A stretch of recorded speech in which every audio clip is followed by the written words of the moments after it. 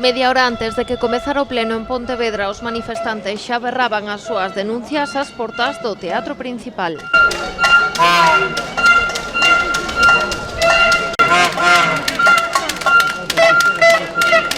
Os máis madrugadores, ao despregar a pancarta, os funcionarios do Concello reclaman máis negociacións e menos imposicións do goberno local.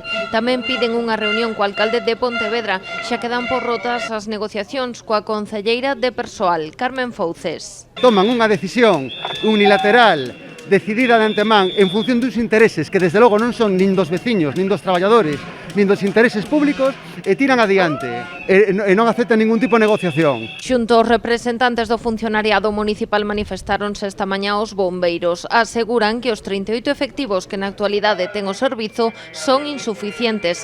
Reclaman máis persoal e protestan polo aumento de horas que quere implantar o goberno local. Temos unha falta absoluta de persoal. Iso que impide unha conciliación da nosa vida laboral e familiar, aparte dunha inseguridade total e absoluta a hora de desempeñar o noso traballo. Eles como conseguen a día de hoxe paliar esa falta de persoal? Pois na última proposta que nos dan, queren aumentarnos por cada traballador 122 horas de traballo. O que solicitamos é un aumento de plantilla e que se equipare a cidades parecidas ás de Pontevedra, como pode ser Ferrol, Ourense ou Lugo, no que teñen unha dotación moito maior que en Pontevedra. O terceiro grupo nesta protesta foi o dos veciños de Monteporreiro. Seguen a reclamar 1 millón de euros de investimentos pro barrio. Tamén reclaman unha reunión con Miguel Anxo Fernández Lores, xa que consideran que o concelleiro de Obras, Demetrio Gómez, non é un interlocutor válido. Non entendemos, nin temos moi claro por que se paralizou.